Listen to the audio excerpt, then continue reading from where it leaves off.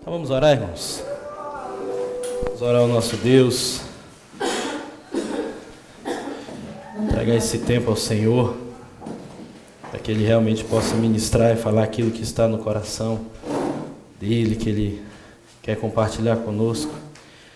Senhor, nós queremos, Pai, invocar o Teu nome nesse lugar. Queremos, Senhor amado, Te agradecer, Deus, pela Tua bondade, a Tua misericórdia. Queremos Te pedir, Senhor, em nome de Jesus, Pai, que o Senhor possa atrair o nosso coração, atrair os nossos pensamentos, atrair, Senhor, os nossos olhos.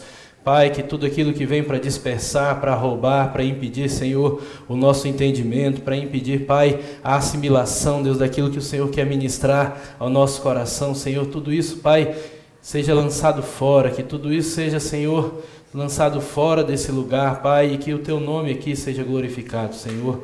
Nós invocamos o Teu nome, invocamos a Tua presença, Te pedimos, Pai, vem sobre cada um de nós aqui, Deus, com renovo, vem sobre cada um de nós aqui, Pai amado, com refrigério, que em nome de Jesus, Pai, o Senhor possa renovar as nossas forças, que o Senhor possa renovar, Senhor amado, a nossa força, Pai amado, física, emocional, espiritual, que o Senhor possa derramar sobre nós, Deus, um renovo, Pai amado, para que possamos, Pai, em nome de Jesus, Senhor, entender, Deus, aquilo que o Senhor quer ministrar, entender, Pai amado, aquilo que o Senhor quer falar conosco.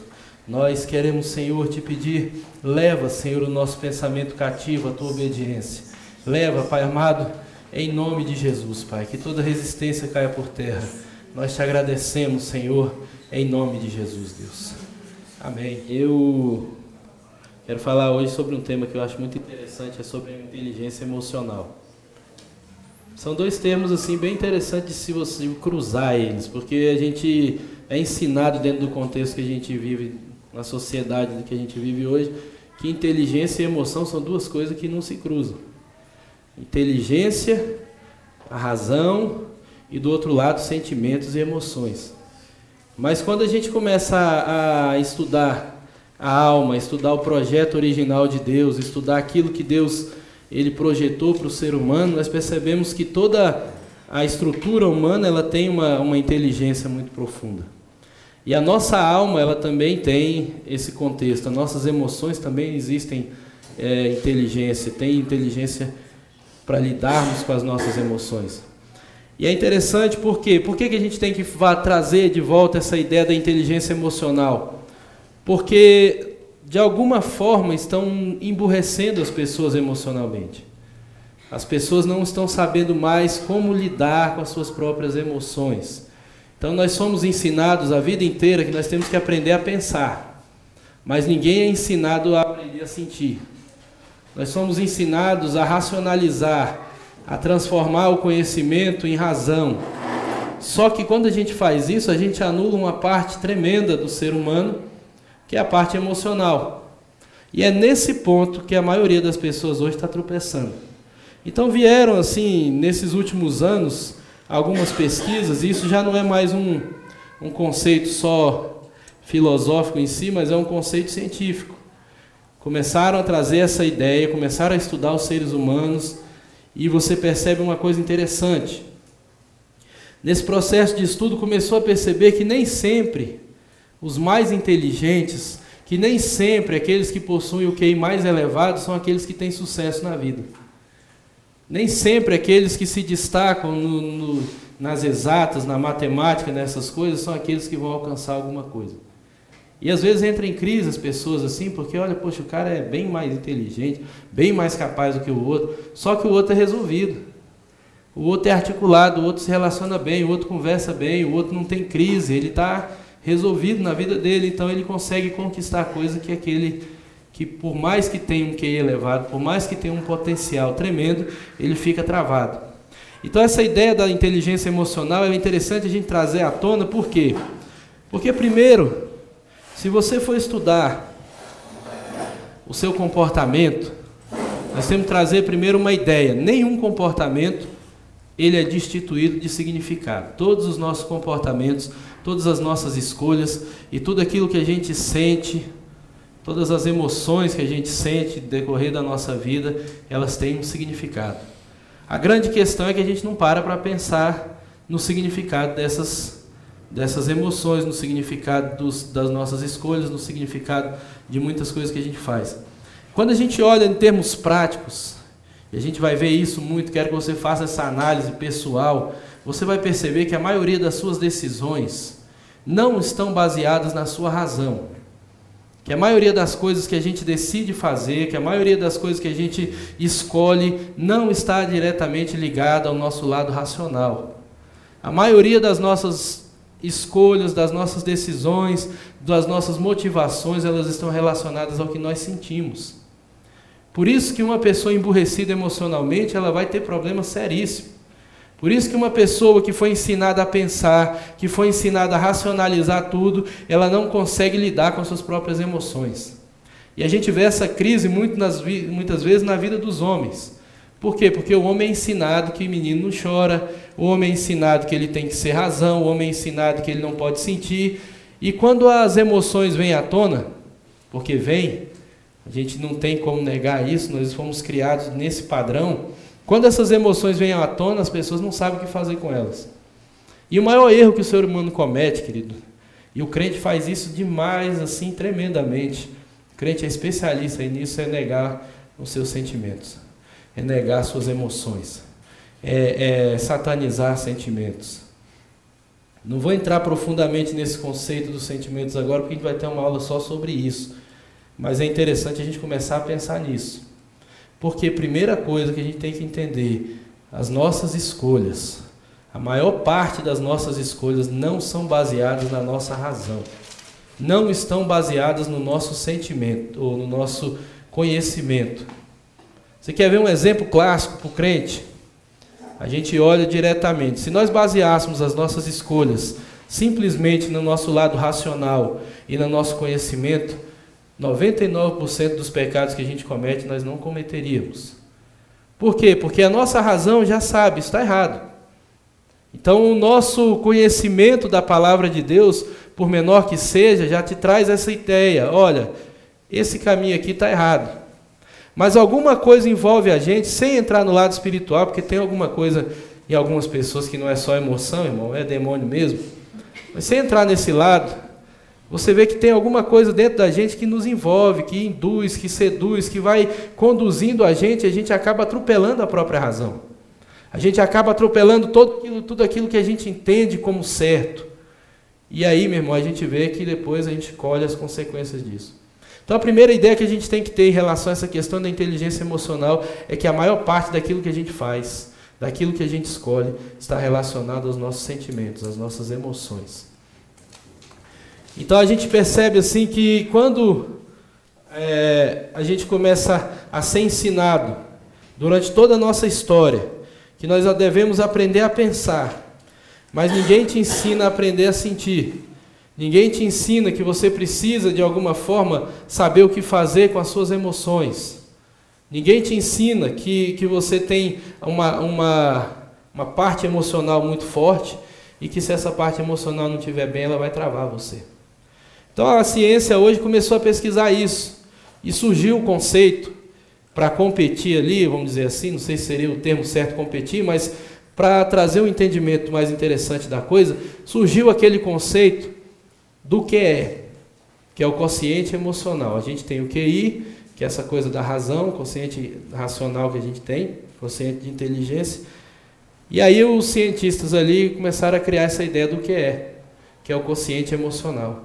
E começaram a fazer pesquisas e a partir dessa ideia começou a ter um entendimento. Que não é em si o QI que leva alguém a ter sucesso na vida. Não é em si aquilo que a pessoa sabe ou o seu QI elevado que vai levar essa pessoa a conquistar algumas coisas.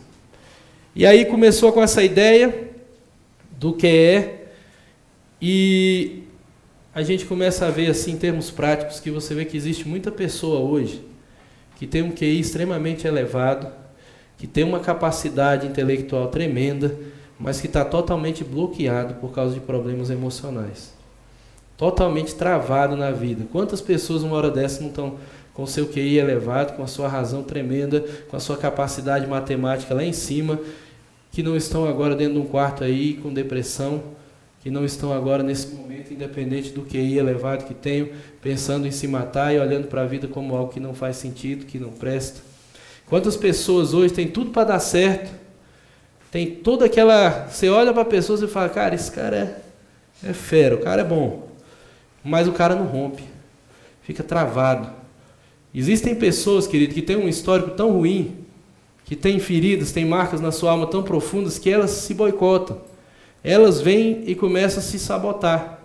Quando começa a conquistar alguma coisa, ela mesma começa a se sabotar, começa a se boicotar, começa a criar uma crise tão profunda, emocional nela mesma, que ela mesma começa a perder aquilo que ela conquistou.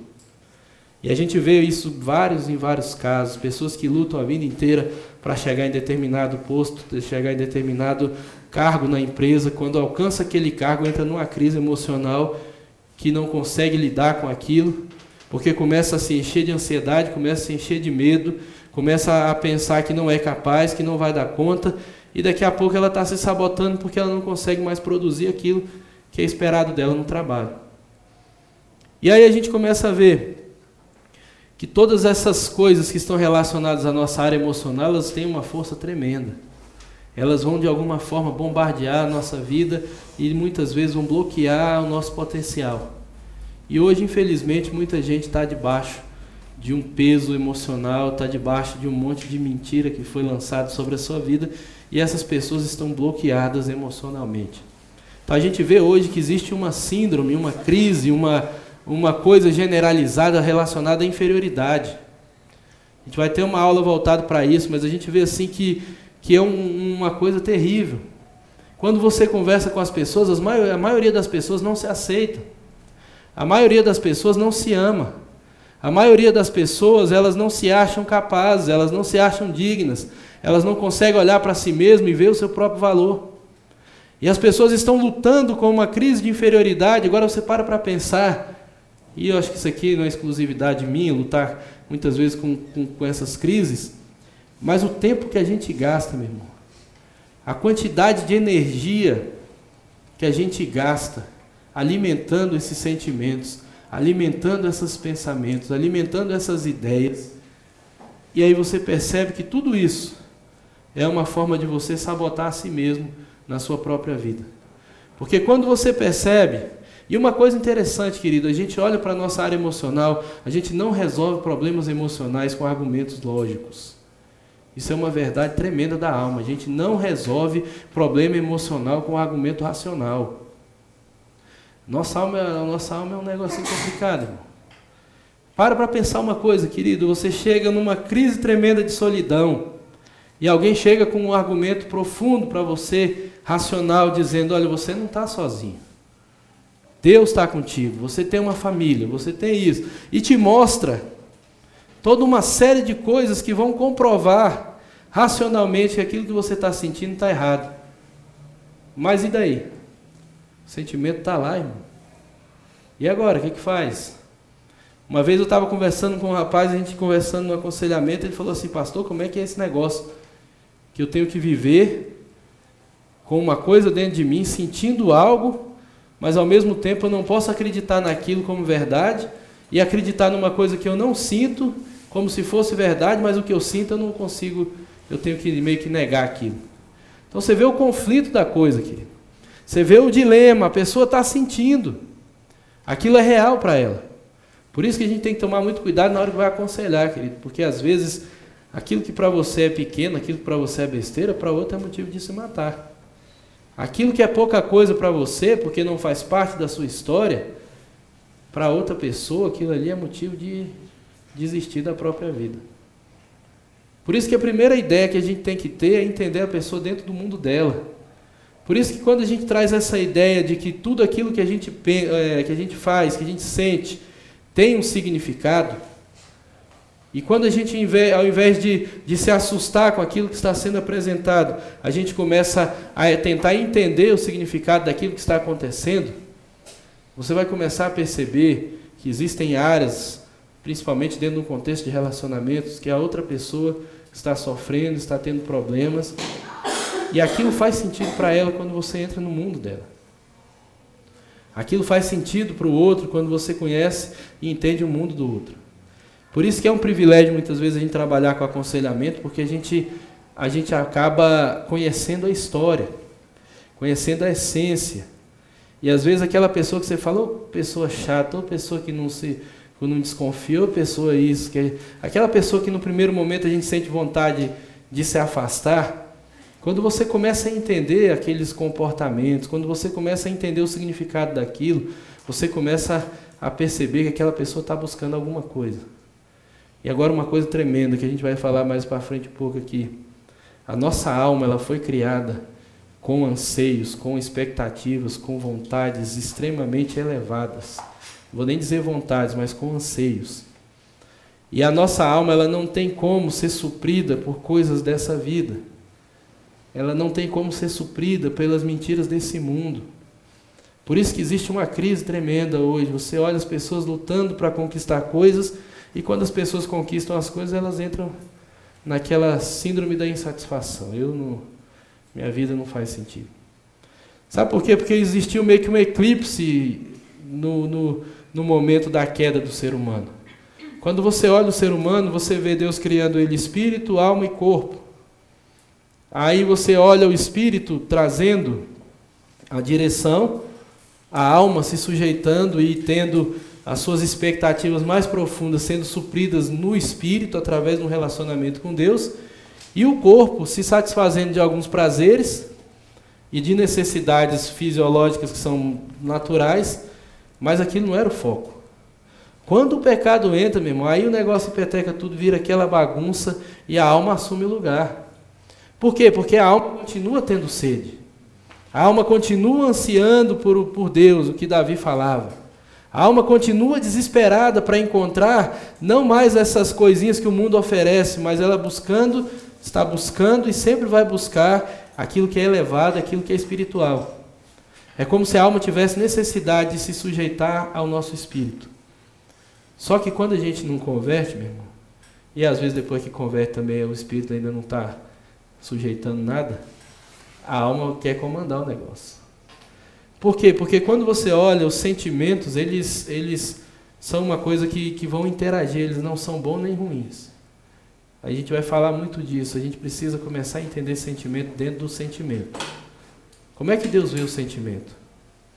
Você acha que quando você sente algo, Deus olha para você e fala, você pecou? Você acha que o sentimento em si é o problema? A gente precisa aprender a lidar com essas coisas. Porque quando a gente está satanizando o sentimento, a gente está desviando o foco do que realmente aquele sentimento quer dizer. O sentimento ele não é bom, ele não é ruim, ele é necessário, ele é uma forma de perceber as coisas, é uma forma de interagir com o mundo. Já parou para pensar se a gente não sentisse nada? Você vai casar, a mesma coisa. Você apaixona, aquela coisa. Aí você leva um susto, que é a mesma coisa. Morre alguém, você... é a mesma coisa. E que coisa estranha que seria isso? A vida não teria aquele sabor, aquela coisa. Mas ao mesmo tempo que os sentimentos são coisas assim extremamente boas e saudáveis, eles podem se transformar em coisas extremamente perigosas e destrutivas e podem destruir a nossa vida. Quantos casamentos não estão sendo destruídos, independente do QI, independente do potencial, independente de tudo aquilo que a pessoa tem de bom, estão sendo destruídos por causa de feridas emocionais que não foram restauradas? Quantos relacionamentos, quanta amizade, quantos pastores que andavam juntos e depois se separam e ficam com raiva um do outro. Quantas amizades as pessoas se traem, depois não conseguem mais reconciliar, isso vai ficando para o meio do caminho, justamente por causa disso, porque existem marcas. Agora, outra coisa interessante que a gente precisa entender, que todos os nossos comportamentos, eles têm um significado. Todos os nossos sentimentos têm um significado. E tudo aquilo que a gente absorve em termos de conhecimento passa pelo nosso sistema de crença. O sistema de crença é algo muito interessante, querido. Por isso que você vai ver, que eu estava falando, que com problemas emocionais a gente não resolve com razão. A gente argumenta, mas você não consola uma pessoa com argumento racional. Você não consola alguém que está em luto com argumentos. Como é que você consola alguém que está em luto, irmão? Sabe aquela coisa tremenda de não falar nada? Eu aprendi isso, eu não falo nada em enterro, irmão. É a hora que o pregador não tem o que falar. A hora que o pregador não sabe o que dizer. Você fica calado, abraça a pessoa e chora junto. Não adianta argumentar, querido.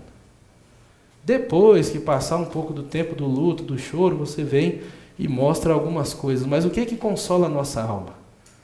O que que realmente faz sentido para dentro do contexto da nossa alma? É um contexto espiritual e relacionado à fé. Você consola pessoas com argumentos e promessas, com coisas que estão relacionadas à fé. Por quê? Porque a nossa alma ela é extremamente exigente.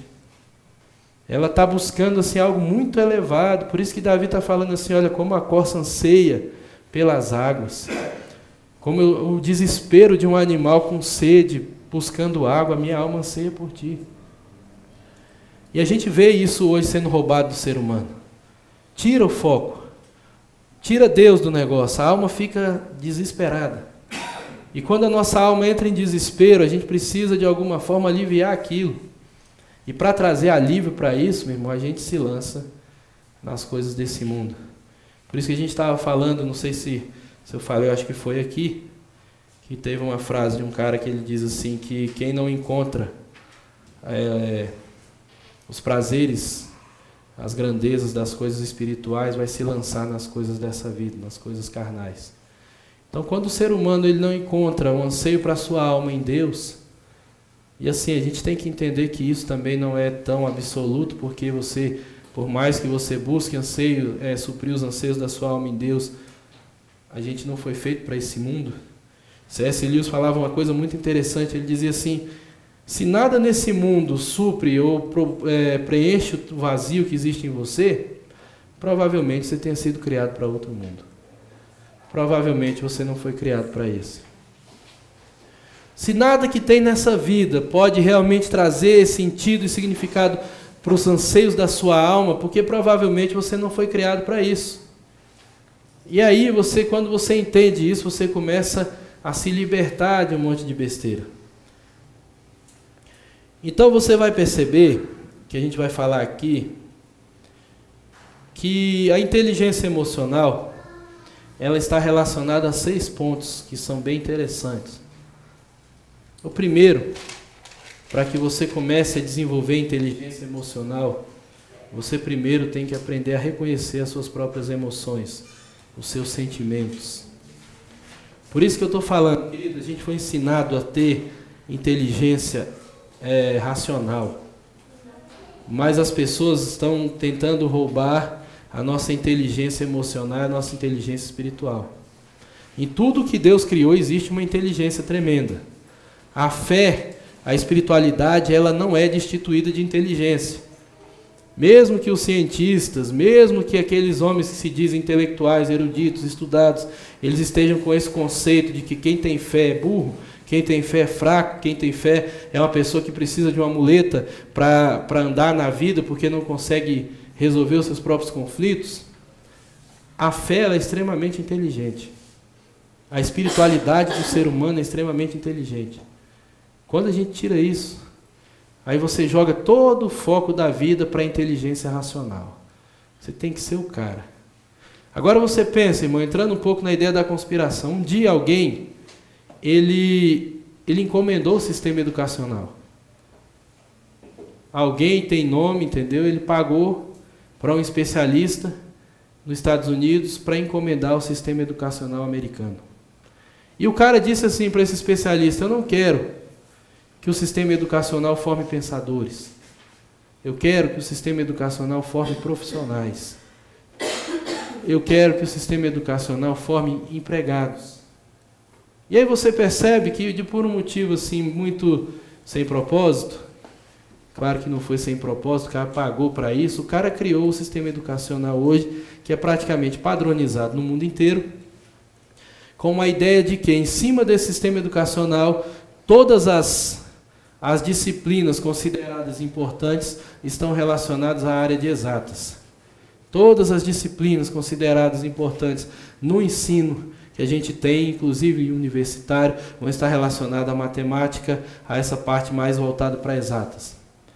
Quando você pega aquele contexto da criatividade, o contexto do desenvolvimento do livre pensamento, de pessoas que vão questionar, de pessoas que vão, de alguma forma, serem livres para ser espontânea, para ser tudo aquilo que poderiam ser, você vê que isso não é incentivado dentro do sistema educacional. Então existe um cara chamado Ken Robson, acho que eu falei isso já uma vez aqui, em outras vezes. Esse cara ele tem uma palestra dele, 19 minutos na internet, e ele está falando sobre como o sistema educacional ele mata a criatividade do ser humano. Como o sistema educacional mata a criatividade da pessoa. E ele fala assim, muito interessante isso, porque ele faz pesquisas, e se você chegar para um adulto hoje, 80% dentro do contexto da pesquisa dele lá vai dizer que não é criativo. 80% das pessoas vão dizer, eu não sou criativo, eu não sou uma pessoa que cria. E aí você chega para uma criança de 4 anos e pergunta para ela se ela é criativa, se ela souber o conceito disso, ela não vai ter crise, irmão. A não ser que ela já tinha, com 4 anos, 5 anos, ela já tenha sido tão bombardeada com palavras negativas, com maldições, que isso aí pode acontecer, o menino com 5 anos já pode estar todo comprometido emocionalmente, mas se não, ele não tem crise, ele vai pegar o desenho dele lá e vai achar que aquilo ali é obra de arte. E aí ele faz uma pergunta interessante, o que acontece dos 4, 5 anos de idade até os 20, 30 anos de idade, que a gente é roubado totalmente da ideia de que a gente pode ser criativo, de que a gente é. O que o menino de 4 anos consegue olhar para a vida dele e falar, eu sou criativo. Me dá um papel e um lápis aí. Me dá uma cola, uma tinta, uma caneta, me dá para você ver o PT que eu apronto aqui com a minha criatividade. Rapaz, e eu falo isso que eu vejo todo dia. Criatividade está pendurada, espalhada na casa inteira. Aí você chega para um adulto de 20 anos, de 25, de 30 e pergunta, ei, você é criativo? A pessoa vai travar. Não sou. Mas o que foi que roubou, querido? E esse cara está mostrando claramente, dentro desse contexto, que o sistema educacional que a gente tem hoje vai roubar a criatividade do ser humano. Você lembra daquela fase que você estudava? Eu sei que faz tempo, mas... Aquela fase que a gente ia para a escola, você lembra o que você fazia na aula de artes? Tirando bagunça e quebrar a sala inteira, ou era só eu? Quando falava que era aula de artes, meu irmão, minha cabeça já ia diretamente assim, hoje é dia de tocar o terror. Hoje é dia de bagunçar, hoje é dia de... Eu não sabia nem se tinha professor na sala. E era interessante, irmão, porque a maioria dos colegas que andavam, a gente assim, aquela meninada toda, estava quase reprovando em artes. Porque ninguém tinha aquela ideia de que artes era um momento de liberar a criatividade, de ser realmente um artista. Cara, na aula de artes era hora de fazer bagunça, a hora que mandava pintar e cortar, a gente, quando fazia de qualquer jeito. E eu tinha muitos amigos, não sei se é porque eu fazia parte da banda podre, muitos amigos na época que estavam quase todo mundo reprovando em aula de artes. Por quê? Porque não é incentivado. E depois pega uma turma dessa, né? Toda tranquila. Uma turma abençoada, mas aí já é um outro contexto. Deus me tirou da banda podre há muitos anos atrás. Pois é, que dia que é hoje? Hoje é dia 29. Ontem eu fiz 19 anos de nascido. Foi ontem. 19 anos.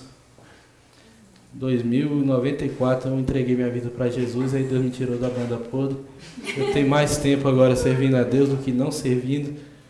E você percebe que Deus muda também. Agora Deus abençoa e dá uma turma tranquila. Uma turma criativa, uma turma que se a gente der um exercício de criatividade vai todo mundo tirar 10. Mas a ideia é essa. Quando você começa a olhar tudo isso que a gente vive nesse mundo hoje, as pessoas estão tirando de você o que você tem de melhor. Esses dias eu estava debatendo com alguns irmãos sobre essa questão do propósito, essa questão da vocação, essa questão... As pessoas estão tão amoldadas ao sistema, como a Bíblia fala na King James, não vos amoldeis ao sistema deste mundo. As pessoas estão tão moldadas, estão com a mente tão formatada, que quando você lança aquela ideia de que ela tem uma vocação, que ela tem um chamado, que ela tem um propósito de Deus na vida dela, não consegue enxergar isso. Fala, não, isso aí é para você. Isso aí é para o fulano. Isso aí é para alguém extraordinário, não sei aonde que viram isso. Isso é para alguém que tem assim, algo tremendo. Aí você pensa, qual é o propósito? Não, eu preciso estudar e passar um concurso em alguma coisa. E se Deus tem algo diferente? Não estou falando que tem ou não tem, querido, isso aí não vou entrar no mérito. Mas a ideia é essa, que quando a gente é confrontado com essa ideia, a gente começa a ter uma resistência tremenda. E o medo que vem, irmão? Você sabia uma verdade muito legal, que você morre de medo de Deus? Fala a verdade, irmão. No fundo, a gente morre de medo do que Deus vai pedir. Verdade. Você já viu aquela oração, Deus faz a tua vontade, mas no fundo a gente está falando misericórdia. Se Deus inventar de fazer isso mesmo, eu estou enrolado. Sabe aquela coisa do Getsemane, Jesus orando ali, falando, Deus, se for possível, passa de mim esse cálice, mas se não for também, faz a tua vontade. E no final, você viu, né, Deus é tão gente boa que o cálice não foi passado e a vontade dele se cumpriu até o fim. Eita, irmão, mas a gente tem um medo de fazer essa oração. E se Deus parasse na frente assim, é sério mesmo? Fala, não, eu estou brincando, larga esse negócio lá. Mexe com isso não. Deixa o negócio do jeito que está, porque se eu inventar... Irmãos, o povo tem tanto medo de virar missionário na África que eu acho que ninguém ora para Deus fazer vontade. O crente está com uma mentalidade tão engraçada que quando você fala de propósito, a pessoa já pensa, meu Deus, eu tenho que largar meu emprego e morrer de fome na África. Mas é porque quando Deus geralmente a gente faz isso, sempre há uma renúncia. E renunciar não é fácil, né? Que é isso, mano? Renúncia. É aí que está o ponto. Por isso que a gente vê assim, irmãos, a gente vê dentro da igreja esses problemas que tem. E quando você estuda lá o livro de Corinto, Paulo indignado com a igreja, e ele fala assim, rapaz, por que vocês não ficam com prejuízo? Por que ninguém aí tem coragem de ficar com dano? Aí você pensa, quem é que quer saber de prejuízo nessas alturas do campeonato, irmão? Quem é que foi treinado na vida aqui para ficar e sofrer algum dano? Nós somos ensinados desde pequeno que a gente tem que ganhar, que a gente tem que passar por cima, que a gente tem que ser um sucesso tremendo. E o mundo também, se você não aprende isso na sua casa, porque seus pais não ensinaram, você aprende na escola. Que o mais fraco sempre se dá mal, que o feinho sempre fica de fora, que o ruinzinho de bola nunca é escolhido para nada. A gente vai aprendendo isso o tempo todo. E o mundo vai falando para você, filho, nós não vivemos mais no padrão da criação, onde todos têm valor. Nós vivemos num sistema que está relacionado à evolução, onde só sobrevivem os mais fortes. Então, se você, por algum motivo, a natureza não foi, ou vamos dizer assim, Deus, né? Vou culpar Deus agora. Se por um motivo você não era tão bom no esporte que tinha lá, não era tão bonito, não era tão cheio da grana. Esse dia eu estava conversando com a irmã e falou assim, meu Deus, a gente passa umas fases na vida. Teve uma época que eu queria um tênis e parecia que todo mundo tinha, menos eu. Então, se você sofreu desse mal também, você vai descobrir que o mundo é extremamente terrível. A criança, ela destrói a autoimagem da outra, ela destrói sem dó. E normalmente o que a criança fala do outro tem alguma relação mesmo. Eles não mentem, eles sempre massacram daquilo que é real. E aí você começa a perceber claramente isso, que esse mundo que a gente está vivendo já não vive mais baseado num padrão de um ser humano criado à imagem e semelhança de Deus. O mundo que a gente vive hoje não está mais relacionado a um padrão de que Deus ama e valoriza todo ser humano independente de qualquer circunstância. O mundo que a gente vive hoje está totalmente impregnado com a ideia da evolução. Então, se você não é mais forte, se você não é bom, vão passar por cima de você. Se já não passaram, né, irmão? Se um dia já não te passarem e Deus teve que vir com a espátula igual no desenho, tirar aquela folhinha só para fazer de novo para ver se continua, porque realmente a vida não é brincadeira. E quando a gente pega essa ideia de que as pessoas vão roubar da gente essa ideia da inteligência emocional, isso é extremamente conveniente para quem está mandando aí, quem está por trás das cortinas. Por quê? Porque uma pessoa... A gente já falou sobre isso também outras vezes, dessa questão da gente dar lucro. Se você é uma pessoa totalmente problemática emocionalmente, você vai dar lucro para muita gente. Então, uma pessoa insatisfeita, uma pessoa que não se aceita, uma pessoa que vive bombardeada com a síndrome da inferioridade profunda, ela vai ser extremamente consumista, ela vai tentar compensar aquilo ali de alguma forma.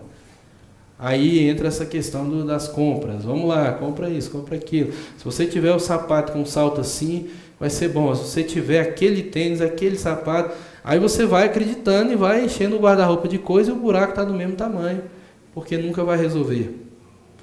Aí depois, se você adoece um pouco mais nessa questão, você começa a consumir remédio e começa a tentar buscar a solução dos seus problemas, regulando a química do seu corpo, não vai resolver nada também. E a grande ideia no final é que você não vai questionar muita coisa do que fizeram por aí. Segundo ponto que é interessante, primeiro a gente precisa aprender a reconhecer as nossas emoções. Não viva como se você não tivesse emoções. Não espere a sua alma emocional entrar num colapso tremendo e você surtar, dar uma crise para você descobrir, eita ferro, eu tenho emoções. Meu Deus, eu tenho emoções e quase morri por causa delas. Pessoas negando. A gente fala, meu irmão, você quer ajuda? Outra pessoa chega e fala, você quer conversar? Não, tá tudo bem. No outro dia você recebe uma ligação, fica sabendo que o fulano surtou. Está no hospital porque surtou. Como é que uma pessoa chega para você e fala, não, tá tudo bem, quer que ora? Não, tá tudo bem, quer conversar, quer botar para fora, quer dar vamos sair aí na rua para dar uma caminhada, conversar alguma coisa, arrumar um saco de pancada para dar umas bolachas, um terapêutico.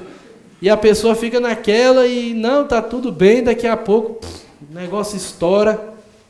E aí, meu irmão, aí começa aquele desespero. Então, o primeiro ponto, se a gente não aprender a reconhecer que a gente tem uma área emocional extremamente complicada, a gente vai ter problemas sérios. Segunda ideia é que você precisa aprender a lidar com a sua área emocional. Se você reconhece e não sabe o que fazer com ela, talvez seja pior do que não reconhecer. Talvez até um pouco da crise que Freud teve lá quando ele mergulhou na própria alma e descobriu um monte de coisa. A única coisa que ele conseguia sentir depois das suas grandes autoanálises era que ele estava deprimido, entristecido e a vida dele não fazia sentido e aquela coisa toda. Então, quando a gente mergulha sem saber o que fazer, sem saber como que vai lidar com aquilo. Outra questão que é extremamente interessante, o terceiro ponto, é que a gente precisa aprender a expressar de forma saudável as nossas emoções. A gente vê assim, que em alguns casos, e na maioria deles, a gente tem uma forma correta de expressar as nossas emoções. Em alguns casos, que talvez sejam menores, em alguns momentos nós temos que aprender de alguma forma a segurar as nossas emoções, a reprimir de um pouco, para depois realmente, no momento certo, você expressar aquilo ali, extravasar. Mas a questão maior é que você nunca deve, de forma nenhuma, ficar sem expressar o que você está sentindo. E a gente vê assim, muito casamento acabando por causa disso. A pessoa não tem coragem de dizer, expressar para o marido, para a esposa o que sente. Por quê? Porque quando a esposa vem chorando e o marido, razão pura, olha para aquilo e fala, meu Deus, o meu está chorando por causa disso de novo. Por causa dessa besteira ridícula. O cara já põe a mão na cabeça e fala, já vem você de novo com essa história. Aí vai lá. Por isso eu estou falando, se você olhar do seu ponto de vista, como diria o não sei quem aí falou, mas alguém disse, que todo ponto de vista é a vista de um ponto. Ou seja, você está vendo do seu ponto. Se você trocar de lugar, já viram aquela dinâmicazinha de casais? Põe um casal na frente do outro, escreve um 6 e coloca no meio. Você pergunta para o da frente, o que você está vendo? O cara vai falar, estou vendo um 9. E o do outro lado, o que você está vendo? Estou vendo um 6. Agora troca de lugar os dois, o que você está vendo? Estou vendo um 9, estou vendo um 6. Começa a enxergar dentro, quando você se põe no lugar do outro, você começa a entender o ponto de vista do outro. E aqui é interessante por quê? Porque a gente é ensinado a não expressar sentimentos desde a infância. Engole o choro, e o menino fica com raiva, o pai já está desafiando, já se sente desafiado. Quando o menino dá aquele... O menino é bom para expressar sentimentos. Você vê a liberdade que ele tem, rapaz? Precisar gritar, ele não está nem preocupado se é um culto, se é um velório, ele não quer nem saber. O menino é bom para expressar, se precisar chorar, ele vai chorar também tranquilamente. Se ele precisar ficar com raiva, ele vai bater o pé. E se em alguns casos, o que é que precisa ser reprimido na criança no momento de expressar sentimentos? São reações que já estão fora daquele padrão. Quando ele vem agressivo, quando ele vem bater, Você pode ensinar o seu filho, você pode expressar a sua raiva, mas não precisa bater, não precisa xingar. Põe para fora, arruma um jeito aí. Sem agressividade, sem violência, quer dizer. Aí, com o tempo, vai aprendendo. Só que a gente é ensinado o quê? Você não pode expressar sentimento. Porque a hora que o menino fica com raiva num lugar errado, e ele expressa, ele grita, o pai morre de vergonha, aí, filho, se você fizer isso e tudo. Então a gente é ensinado desde pequeno, olha, sentimento é uma coisa que a gente tem que abafar. Não seja um ser que expressa sentimento, porque isso queima o filme. Quando você pensa numa pessoa que expressa sentimentos, isso para a lida, então, é um fardo tremendo. O pastor não pode ter sentimento, não pode expressar emoções. Se o pastor um dia chegar na igreja meio cabeça baixa, meio entristecido, acabou. O pastor está em pecado. A culpa está consumindo. Ele nunca pode ter um problema na vida, porque senão, misericórdia. E aí a gente começa a fazer o quê, querido? A gente começa a reprimir sentimentos. A reprimir as nossas emoções, a varrer para debaixo do tapete, a negar aquilo, a pegar aquela coisa, empurrar para baixo, põe a tampa e segura. Já viu aquela brincadeira da cobra que sai? A hora que você abrir, vai voar uma serpente ali de dentro. Por quê? Porque as emoções têm uma forma correta de ser expressada. Por isso, querido, que você vai estudando a Bíblia, você vê que coisa tremenda. Que coisa mais linda, assim, a forma que Deus trata o sentimento, a forma que Deus entende. A gente leu aquele salmo que Davi fala assim, olha, eu me alegro, minha alma exulta no Senhor, porque o Senhor viu a aflição da minha alma, o Senhor compreende a angústia da minha alma. Quando você olha isso, você vê Deus sensível a esses pontos, e Deus não estava ali culpando Davi, e nem estava culpando ninguém quando aquela pessoa expressa o seu sentimento. Deus, de alguma forma, vai conversando ali, mas você olha Deus trabalhando essa ideia, ninguém é culpado de pecado por expressar de forma saudável os seus sentimentos. Você vai ser culpado de pecado se você permitir que seus sentimentos te conduzam a um comportamento que vai ser pecaminoso. Então tem como expressar a ira sem pecar? A própria Bíblia fala, irai-vos e não pequeis. A ira é extremamente saudável. Mas se você fica irado, e a sua ira é expressada de forma errada, você vai ter problema. Como seria uma forma correta de expressar a ira? Depende do que está acontecendo. Uma das coisas que é interessante é que a nossa ira ela só deve ser realmente expressada quando a injustiça é com outra pessoa. Interessante isso, né, irmão? Ninguém vai ser, não. Consegue ser seu filho. Na verdade, assim, você vê uma injustiça sendo cometida com alguém, você fica irado, aí você toma uma posição em relação àquilo, é uma coisa certa. Quando a injustiça é contra você mesmo, seu posicionamento é diferente. A Bíblia exige de você um posicionamento diferente. Por isso que é aquela história de dar o outro lado da face, andar a segunda milha, porque são injustiças que são cometidas contra você, que não cabe uma reação irada para se auto-justificar, entendeu? Aí é nessa hora que a gente entrega para Deus justificar a nossa causa. Então é uma coisa assim meio complicada. Mas uma coisa independente, a gente vai, eu estou irado, vou gritar, vou fazer e tudo. Tranquilo, o problema é quando essa ira vai levar você a prejudicar, a fazer algum mal para alguém ou para você mesmo. Então a pessoa tem um saco de pancada em casa, né? Chegou bravo em casa, deu uns bicudos nele, bateu no saco de pancada, resolveu o problema todo lá, deixou a ira ali, é uma forma boa de extravasar isso aí. Se tiver o quartinho do grito, cria um quarto acústico, coloca ali, entra lá, grita até não ter mais força e sai com a alma lavada, tremendamente. Sai rouca, sem voz, mas sai assim, levinho. Mas a ideia, querida, é que a gente, no fundo, a gente tem que ir orar. Você dobra o seu joelho e entrega isso para Deus, e grita e fala com Deus. E no final as coisas vão se acalmando. Então a gente vai falar um pouco sobre esse sentimento de forma específica. E a ira é sempre uma grande questão a ser debatida, né? Como que a gente vai lidar com isso?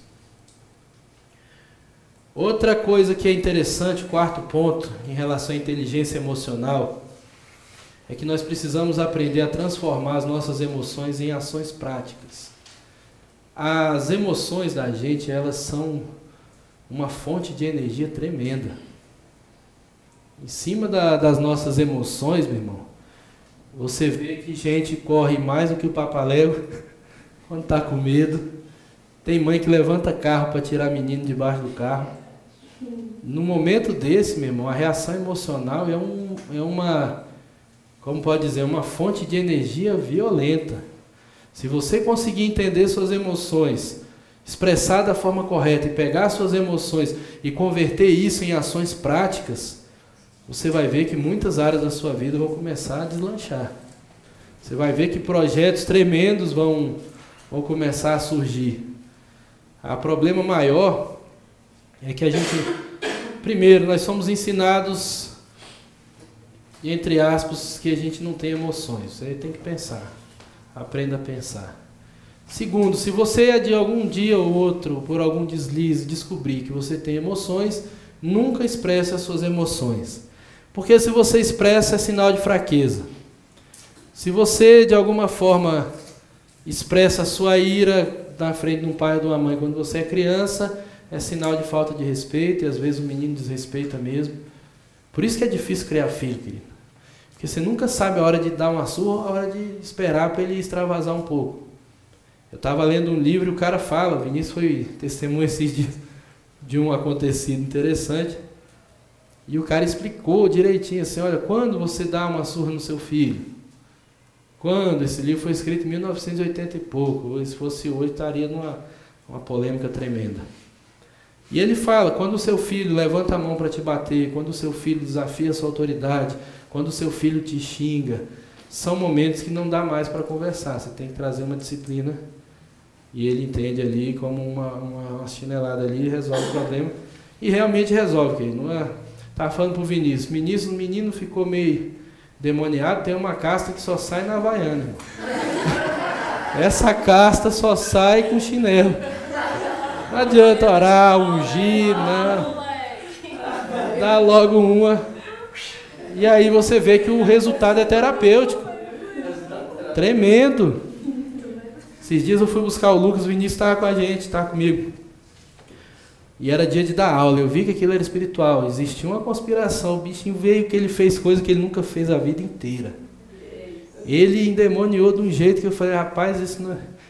E assim, fiquei calmo ali, falava para ele, fica quieto, eu estou só contando, rapaz, se você parar agora, você não apanha. E ele não parou. Resumindo a história, ele enlouqueceu, me xingou, levantou do carro para me bater. Mas ele aprontou que eu falei, meu Deus, esse aqui é outro menino. Quando eu cheguei em casa... E logo umas 4 ou 5, o Vinícius, quando eu saí do quarto lá, o Vinícius estava lá fora, morrendo de dor. E nessa hora, assim, eu fui contando, cara, tinha 3 dias que eu tinha lido o livro, eu fui contando, olha, ele ultrapassou a linha, porque ele está me desafiando. Rapaz, ele falava cada coisa, ele só não me xingou de palavrão, porque ele não sabe, graças a Deus.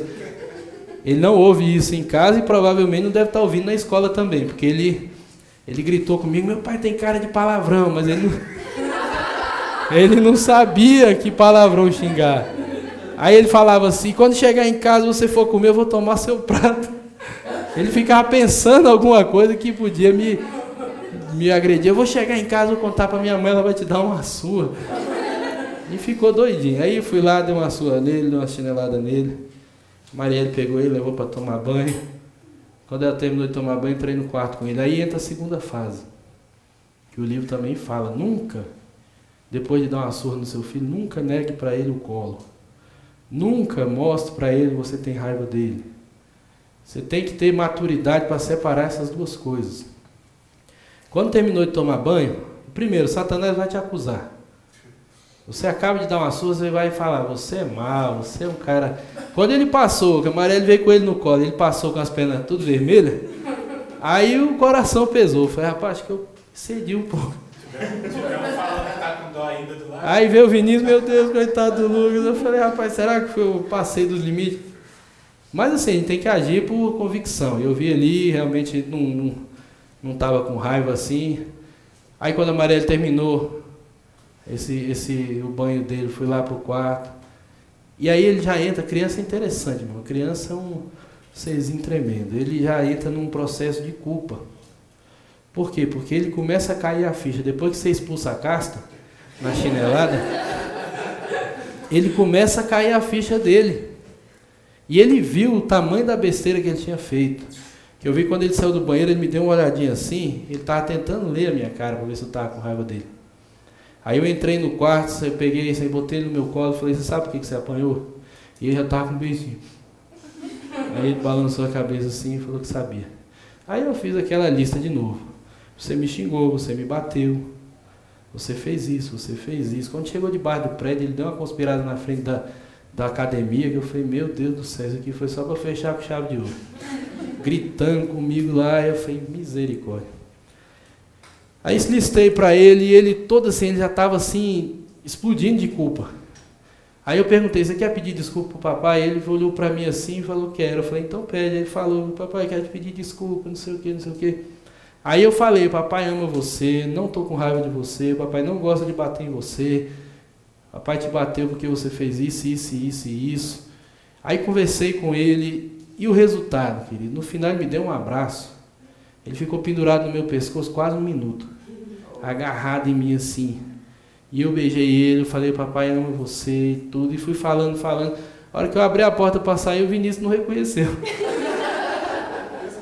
Ele já veio com o carrinho, Vinícius, aqui o carrinho, falei, fala que não tem poder terapêutico, Vinícius, fala que não tem como expulsar essa casta na chinela. E a ideia, querida, era que se você não faz na hora que tem que fazer, meu irmão, aí você começa a perder a rédea do negócio. Então a criança ela precisa desse limite. Pode expressar sentimento. Às vezes o Lucas está lá dando escândalo lá, eu fico olhando para ele. Aí eu pergunto, terminou, filho? Agora vamos conversar. Aí ele dá outro escândalo, ele fica com raiva da atitude. Enquanto não veio para cima para bater, enquanto não xingou, enquanto está expressando a indignação dele, você não pode reprimir aquilo, porque senão você acaba matando a capacidade da criança de expressar. E a parte pior é que talvez tenha matado a nossa, porque nem todo pai tem sabedoria para lidar com isso, não. Aquela velha história, né, irmãos? A gente foi criado naquele tempo que o pai dava uma olhada e a gente já se mijava todo. Às vezes acha que isso é vantagem, mas existe muita gente hoje com um problema sério que é reprimido nessa fase, e são pessoas que não conseguem expressar, não conseguem pôr para fora aquilo que poderiam ser.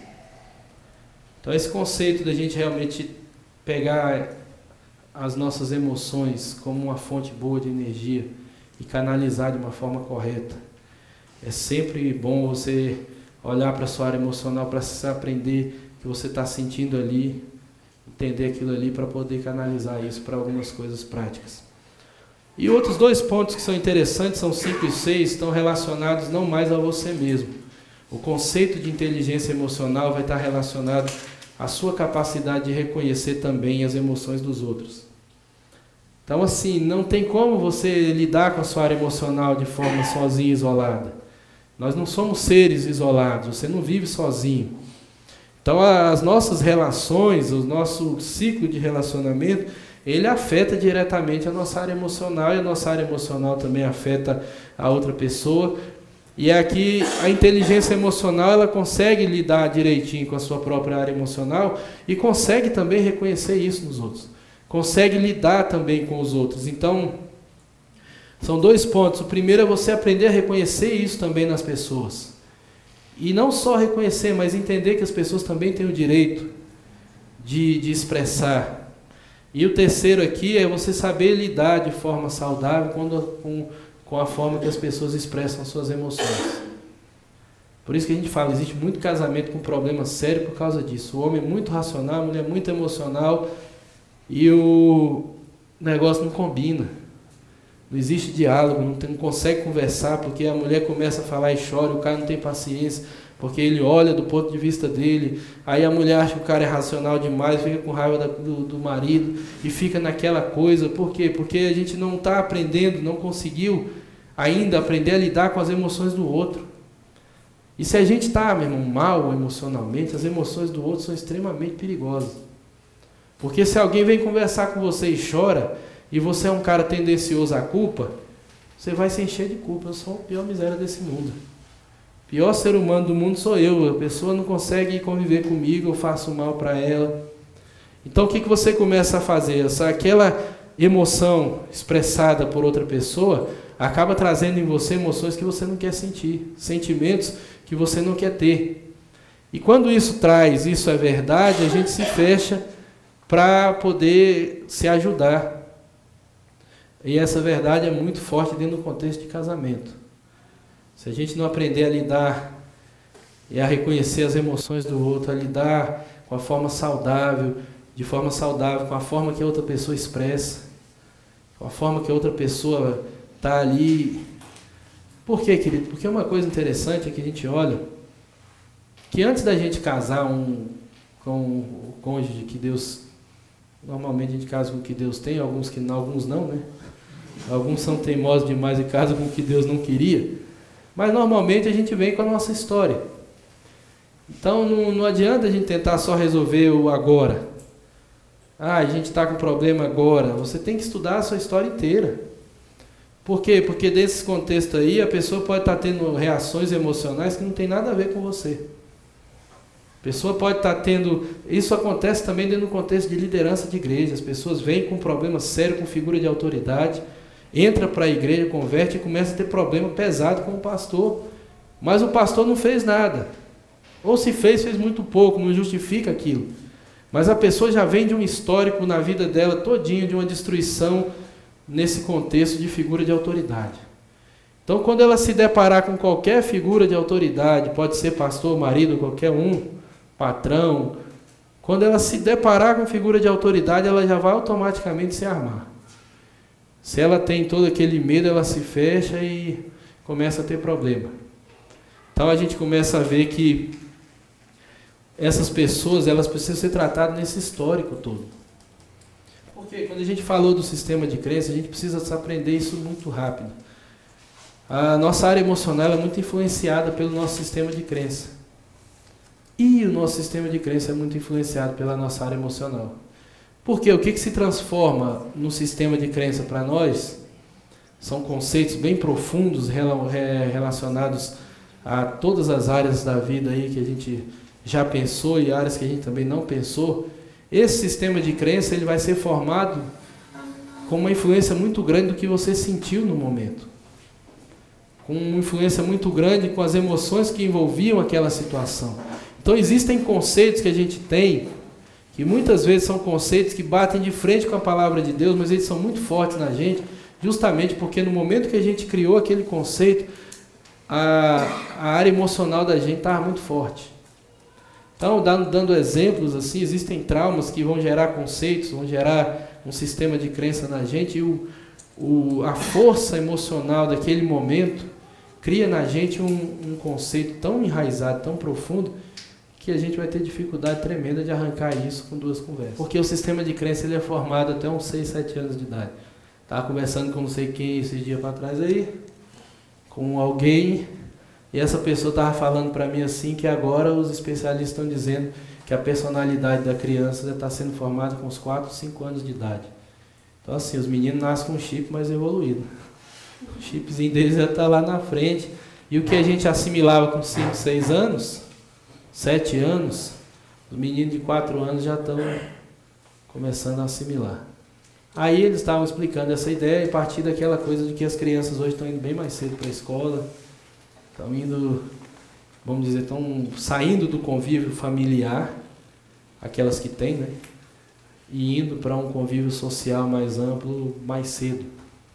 E aí começa a ter mais influência ainda externa. Mas normalmente os conceitos mais profundos que a gente tem sobre nós mesmos, sobre as pessoas e sobre Deus, e sobre o mundo também. E nisso você pode esmiuçar esse negócio em várias subcategorias, mas os conceitos mais profundos que a gente tem, principalmente a respeito de nós mesmos, são formados dentro da nossa casa. Sistema de crença formado dentro da nossa casa a partir do que os nossos pais falaram, ensinaram e fizeram na nossa frente ali, os comportamentos que a gente viu. Por isso que é tão difícil, querido, alguém que é xingado a vida inteira, desde pequeno, apanha, é xingado, quando chega na fase adulta, é difícil a pessoa olhar para si mesmo e falar, poxa, como eu sou tremendo, como eu sou amado, como eu sou capaz, como eu sou uma pessoa assim, realmente que tem uma capacidade tremenda de empreender e produzir. Normalmente a gente vai estar gastando a nossa vida com inferioridade, com complexo. Por isso que a gente vê assim, que é uma estratégia muito boa do diabo destruir a família. Porque uma criança que cresce sendo amada por pai e mãe, sendo afirmada, cuidada, sendo totalmente suprida, e a gente vai esmiuçar cada ponto dessas áreas que a gente precisa ser suprido dentro de casa.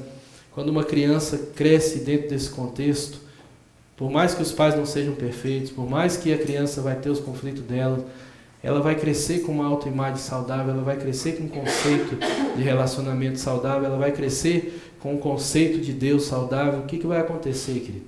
Aquilo que é o teto para muita gente, para aquela criança ali vai ser o piso. Então aquilo que muita gente está lutando para alcançar, eu estou lutando para vencer a minha inferioridade, começar a acreditar em mim mesmo. O menino, quando ele não tem nada dessas crises, ele já começa daí, ele não tem crise, ele não sabe o que é inferioridade. Ele não sabe o que é esses complexos. O cara vira um trator, meu irmão. Ele sai conquistando e vivendo e fazendo aquilo que Deus tem para ele. Ele não vai ter aquele problema. Mas será que eu vou dar conta? Na cabeça dele ele é capaz. Por quê? Porque isso foi ensinado. Isso é ensinado. Isso dá trabalho para os pais. Administrar a área emocional de filho dá um trabalho tremendo. Você tem que ficar ligado. Às vezes uma palavrinha, um comportamento, um jeito, está expressando uma coisa que ele aprendeu. Você tem que ir lá e tentar entender no mundo dele o que é aquilo para você poder ensinar o certo. E a gente vê que tudo isso dá trabalho. Os pais hoje não querem trabalho. Põe o menino na creche, vai os dois trabalhar, ganhar dinheiro, depois gasta o dinheiro todinho tentando recuperar o filho. A ideia é essa hoje.